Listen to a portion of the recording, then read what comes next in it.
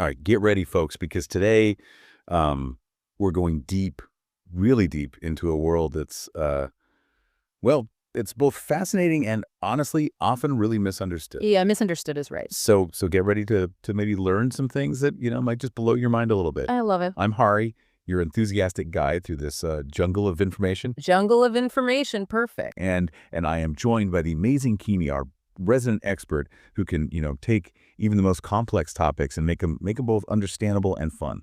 It's great to be here, Hari. And yeah, you're right. This deep dive is gonna take us into this realm of Palo, also known as Las Reglas de Congo. Oh, that's a mouthful. Yeah, it is, and it's a religion that has often been shrouded in mystery and a lot of misconception, unfortunately. You sent me a ton of articles and research. It was quite a bit, wasn't it? Oh my goodness, all about this Afro-Cuban tradition and just skimming through. I was really struck by how many different influences are all kind of blended together. Mm.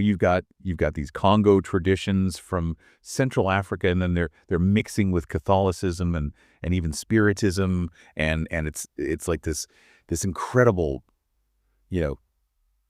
melting pot of belief and ritual. It really is. It's a perfect example of what we call religious syncretism, Oh, I like that. where all these diverse elements come together and create something totally new. Wow. And we're going to be looking at everything today, from the deities and the spirits that kind of populate this world to the nganga, those iron cauldrons that are way more than just cauldrons. Oh yeah, speaking of those nganga, they definitely caught my eye. They're pretty hard to miss. Yeah, an iron cauldron filled with all sorts of powerful ingredients, including, human remains. Just powerful stuff. It doesn't really get much more intriguing than that. Yeah, we'll get into those a bit later. Yeah, we'll definitely be getting into that, but before we go spelunking into the depths of Palo, let's maybe start with the basics here. Who are the main players in this spiritual drama? So while Palo does acknowledge, a creator deity, his name is Nsambi. Okay. He's considered to be somewhat distant, Okay. not really involved in the day-to-day lives of the practitioners, almost like, He's off on vacation, Exactly. like a retired CEO. Yeah, he's left the running of the company to others, and instead the real power players are the spirits. The spirits, okay. We've got the Unfum, which are the spirits of the dead, Okay. and then we also have the Mpungu, who are nature spirits with distinct personalities and domains. So from what I've read, though, Mpungu sound like a pretty captivating cast of characters. Oh, they really are. This Lucero who's said to be able to like open and close paths, almost like a spiritual gatekeeper. I like that, a spiritual gatekeeper. And then there's Sarabanda, who's associated with strength and wildness, maybe the life of the party in the spirit world. Maybe. Yeah, it's a great way to visualize them, Hari. Each Mpungu is a force to be reckoned with. Okay. Much like the gods and goddesses you see in ancient Greek mythology, Uh-huh. but they have a distinct connection to the forces of nature. Taxi. And practitioners believe that these spirits can influence their lives in both positive and negative ways. Interesting. So understanding their nature, their personalities, and how to appease them is really crucial in Palo. It makes you wonder what kind of stories and myths have developed around these Mungu. What kind of folklore has sprung up from these beliefs. Yeah, that's a great question. But now Go ahead. let's talk about the nganga. Okay. Shall we? I'm really curious about these iron cauldrons and the power they're said to contain. Yeah. All right. The nganga is undoubtedly the most recognizable and often the most misrepresented element of Palo. Okay. You can think of it as a vessel, a conduit that houses a spirit and allows practitioners to tap into its power. Mm-hmm. And it's traditionally crafted from an iron cauldron filled with these carefully chosen ingredients. We're talking sticks, we're talking soil gathered from different locations, animal remains. Oh wow. And yes, even human bones, the fum that we talked about earlier, all combined in a way that's believed to create this really potent focal point for spiritual energy. One of the most intriguing things I came across was this idea of a pact between the practitioner and the Anfum that resides within the nganga. Yeah. This notion that the Anfum becomes a servant bound to carry out the practitioner's wishes. That's right. It's a concept you don't really find in many other religions. Not really. And it raises all sorts of questions about about power dynamics and ethical considerations. It's definitely a unique relationship, to say the least. Yeah. And it's certainly one of the elements of Palo that has contributed to its, kind of controversial reputation. But it also highlights this deep respect that practitioners have for the Nfuma and the power that they embody, Right. It's not a relationship to be entered into lightly, and there's a strong emphasis on maintaining this careful balance of power between the practitioner and the spirit Right. that's within that member. And part of maintaining that balance, it seems to involve this practice of feeding the nganga, Yes. offering blood and other sacrifices to kind of keep the spirit appeased and energized, almost like tending to a spiritual garden. Yeah. Nurturing a very demanding pet. I like that analogy. I'm curious, how do practitioners go about selecting the ingredients for the nganga? Is there a specific process for choosing what goes into this potent cauldron? Yeah, the creation of a nganga is a very meticulous process, often guided by divination and the specific needs of the practitioner. Okay. It's not just about throwing things into a pot. Right. Each element is chosen for its symbolic meaning and its connection to the spiritual forces the practitioner wants to harness. So you can't talk about nganga without mentioning the two main categories, the Christiana and the Judea, which I've heard described as the baptized good cop and the unbaptized, potentially more mischievous one. Right. What can you tell us about these two distinct types of nganga? Yeah, that's a pretty memorable way to put it, although it does oversimplify things a little bit. Okay. The nganga Christiana is seen as being more aligned with benevolent forces, primarily used for, healing, protection, and guidance. Right. The nganga Judea, on the other hand, is associated with a different type of energy, one that can be harnessed for, more assertive purposes, and it's considered to be more potent, but also requiring a higher level of expertise and caution from the practitioner. It's fascinating how a single object can hold so much power and complexity, embodying both the light and the shadow aspects of spiritual practice. It really is. But moving beyond the yundo itself, I'm curious about how Palo is structured. It's not just a solitary pursuit, is it? There's a whole community aspect to it. Oh, absolutely. Palo thrives within a communal setting. Okay.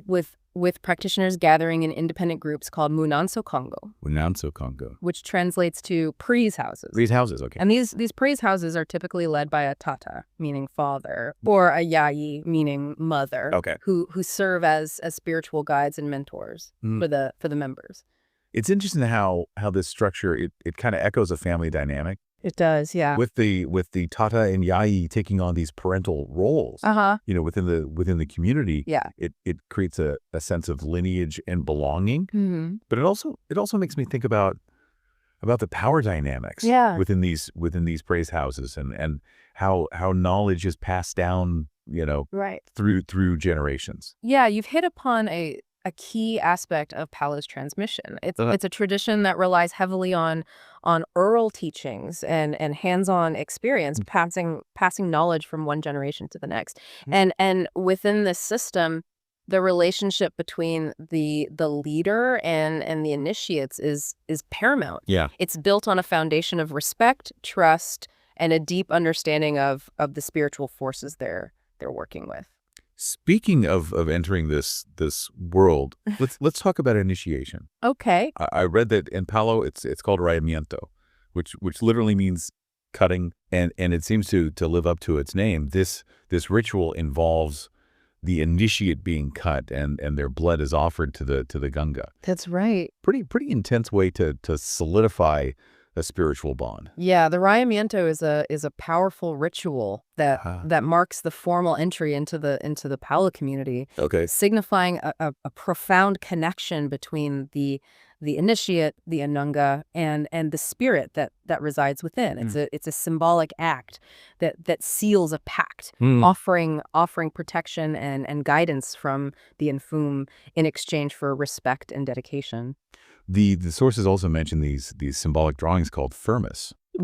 Yeah, firmus. Which seem to play a pretty crucial role in Palo rituals. Very important. I understand that they're used to invoke spirits. Yeah. Direct their energy and even establish a level of control over them, almost like a secret language or a code that unlocks the doors to the spirit world. Firmas are more than just drawings, Hari. They're intricate visual representations of spiritual concepts and forces, Mm-hmm. each one with its own, specific meaning and purpose. Mm-hmm. Practitioners believe that drawing them correctly is essential Okay.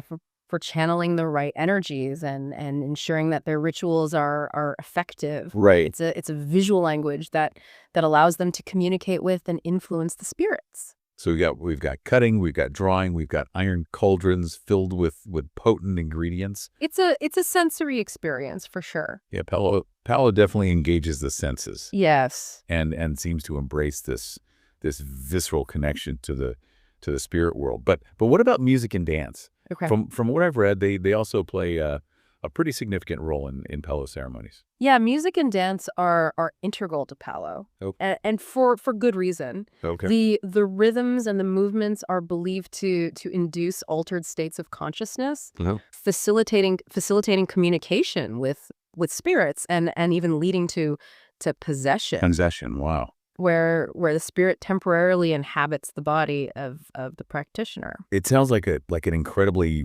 vibrant and powerful experience. It really is. Where the boundaries between the physical and spiritual worlds begin to blur. Yeah, they definitely get a little fuzzy. But what about divination? How do practitioners seek guidance and answers from the spirits Okay. using tools and techniques? I'm especially curious about the different methods they employ. Sure. So Palo, it boasts this diverse array of divination methods, some shared with other Afro-Cuban traditions like Santeria, highlighting this kind of cross-pollination of ideas and practices that has occurred over centuries. And two of the most common techniques you'll encounter are Ndungwi, which involves using coconut shells to reveal patterns and messages. And then there's Chamalongos, which employs mollusk shells in a similar fashion. It's fascinating to see how these seemingly simple objects Yeah. can become conduits for spiritual insight. Right. Revealing hidden truths and offering guidance. Mm-hmm. But I understand that Palo also has some unique divination methods, ones that aren't found in other traditions. That's right. There are two that are considered particularly distinctive to Palo. There's Fula, which involves carefully interpreting patterns formed by gunpowder. Gunpowder, wow. And then there's Vititi Mensu, which utilizes a mirror and the soot from smoke to unveil hidden messages. These methods offer, additional ways for practitioners to tap into the wisdom of the spirits and to gain, clarity on the paths they should take.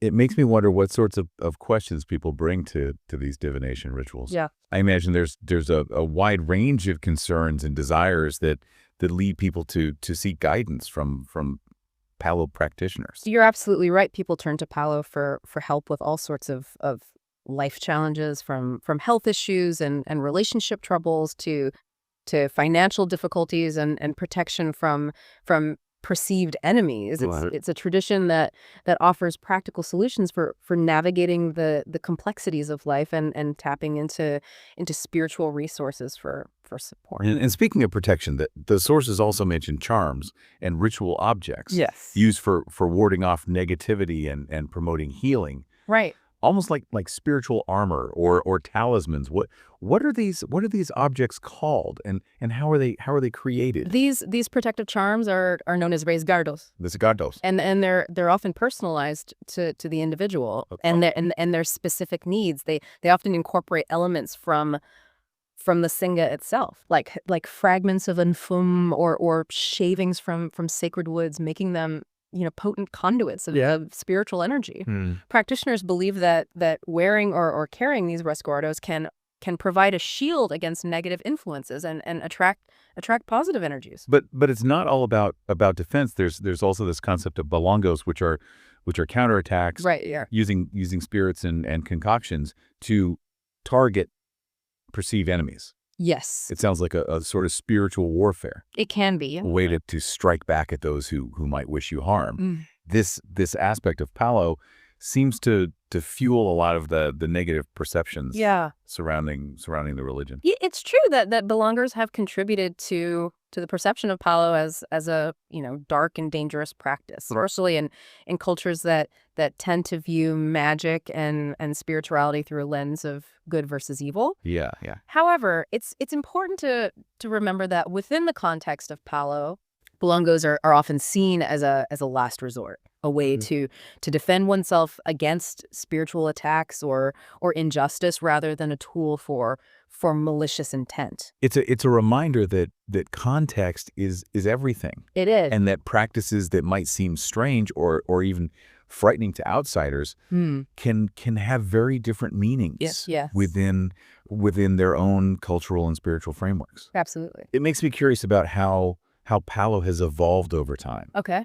How it's navigated the complexities of history and adapted to changing social landscapes. Well, Palo's journey has really been one of resilience and adaptation, Yeah. shaped by its origins in the transatlantic slave trade, Right. and the need to preserve cultural identity within a pretty restrictive environment. Right. It emerged during a time when enslaved Africans were forcibly brought to Cuba, Mhm. and their traditional beliefs were suppressed, leading them to blend elements of their Congo heritage with aspects of Catholicism and Spiritism to create something new, Yeah. a way to honor their ancestors and maintain a connection to their spiritual roots. It's a testament to the human spirit's ability to find creative ways to express faith and preserve tradition even in the face of adversity. Absolutely. And this blending of beliefs, it's evident in the way that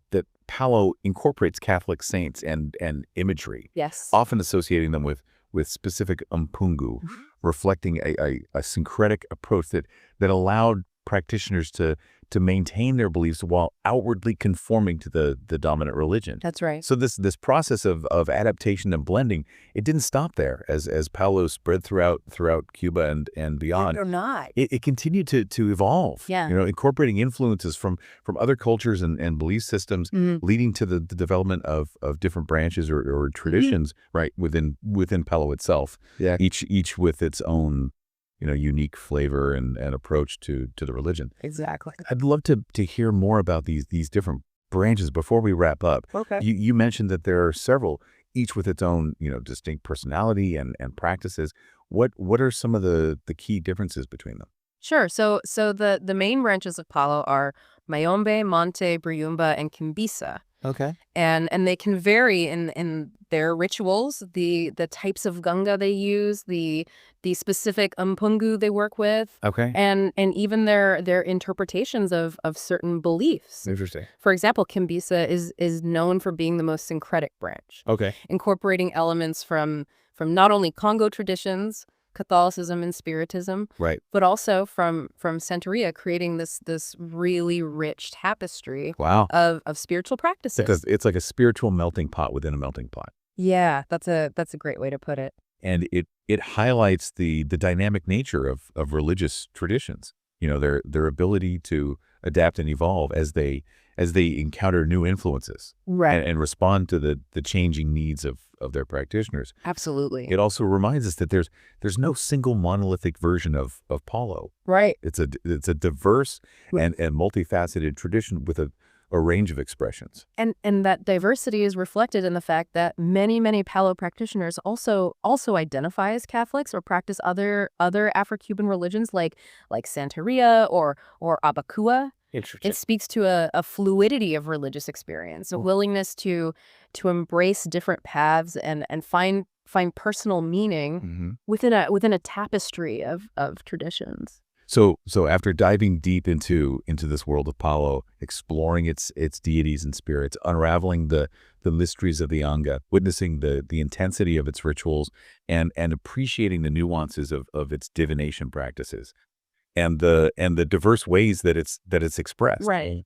What does this all mean for someone who who might be encountering these ideas for the first time? Well, I think the most important takeaway is that Palo, despite its often sensationalized image in popular culture, Right. is a complex and sophisticated religion with a rich history and a vibrant community of practitioners. And Right. it's a tradition that emphasizes a direct connection with the spirit world, a deep respect for the ancestors, and a pragmatic approach to navigating, life's challenges. It's also a reminder that every culture has its own, unique way of connecting with the spiritual realm. Yes. And that what might seem strange or even taboo to outsiders can hold deep meaning and significance for those who practice it. Right. Understanding requires a willingness to look beyond stereotypes and preconceived notions. Yeah. And to approach different belief systems with curiosity and respect. Well said, Hari. Palo, with its intriguing blend of African traditions, Catholic influences, and spiritist elements, offers a fascinating glimpse into the world of Afro-Cuban religion and the resilience of cultural identity.